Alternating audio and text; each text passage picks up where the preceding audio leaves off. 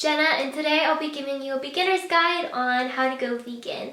So I've been vegan for over a year and a half now, so hopefully some of these things I will be telling you will help you to get started, answer any questions that you may have, and will help you transition to be on a vegan diet. The first thing I want to talk about is motivation. I feel like making the transition to a vegan diet, whether you're a meat eater, a vegetarian, or anything like that, is going to be difficult. It was really difficult for me. I transitioned from a vegetarian diet because I wanted to take that extra step to help the environment and help the animals, but it was something that I knew was going to be very hard because I loved cheese and dairy and mac and cheese and all that. So I think it was important for me to muster up with the motivation to do that, and so I think that's an important first step, and I think you're on a great start if you clicked on this video. So let's get started with that. I would suggest watching documentaries or reading books just to educate you on what the dairy industry and meat industry is capable of and what they're doing, because I think that will be helpful when motivating you to continue being vegan or to start being vegan. I talked a lot more about this in my vegan story video that you can watch, but some documentaries I would recommend watching would be Forks Over Knives or Cowspiracy. If you just want to click on that video as well, I have it linked. You can see all the links I have on there for documentaries, and I also talk about more in-depth the documentaries in that video. And a book that I read that helped me want to go vegetarian and could help you wanting to go vegan was The Pig Who Sang to the Moon, which I enjoyed reading. There's also tons of books about being vegan. I know a lot of YouTubers have published books about being vegan and how they transition to a vegan diet, so that's something you could look into as well if you're interested in that. The second part is how you want to go from being vegan. Do you want to do it all at once, or do you want to do it slowly?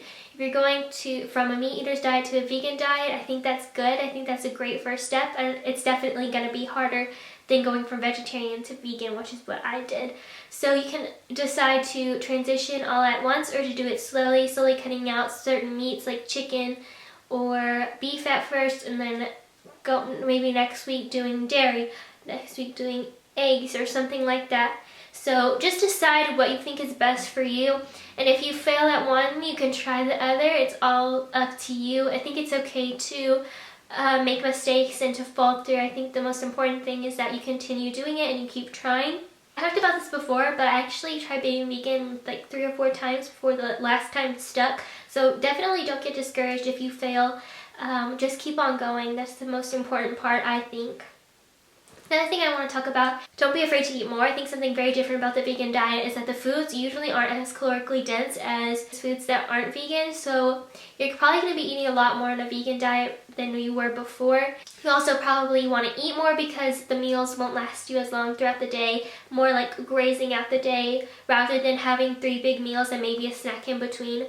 I would say I have about 5 little meals throughout the day. It's very different than the traditional 3 big meals because most vegans do snack throughout the day, so that's something to keep in mind as well.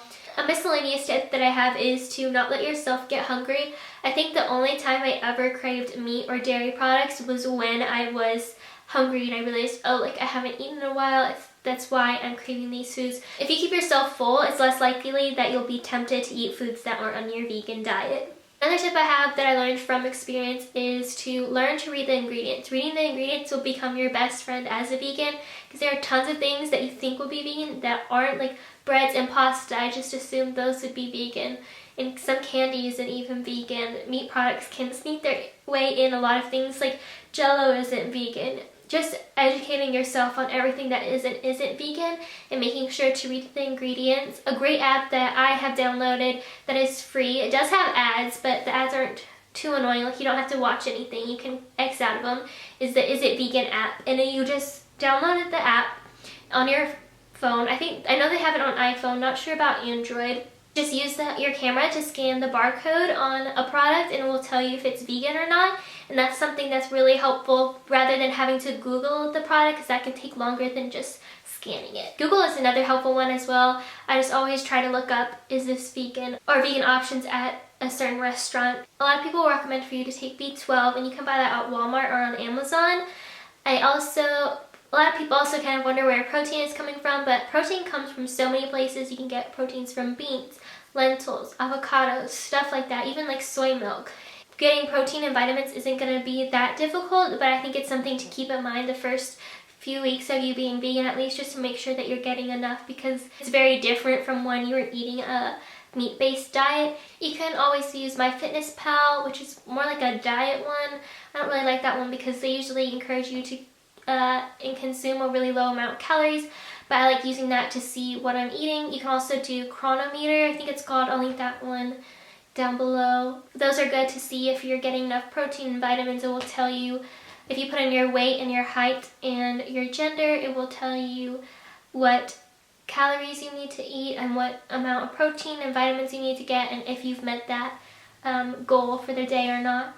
Briefly, I want to talk about meal planning because I think it's something that's an important part of the vegan diet. When I first went vegan is when I had to start meal planning for myself, planning what meals I'm going to eat throughout the day and what groceries I need to buy for the week, because I was buying that for me because nobody else was vegan and nobody really knew what to buy me. My parents didn't really know what to buy me for groceries, so I had to do that on my own. PETA's website is really great for recipes that you can look up on there. They also have a vegan starter pack, I think it's called, that you can look at. It's basically, it's free. You just put in your address and they'll send it to you. And they send a bunch of stickers and like a manual of how to go vegan if you're interested in that. Meal planning, just some quick breakfast ideas for you is oatmeal. I like to get Special K strawberries with soy milk or coconut milk because it is vegan.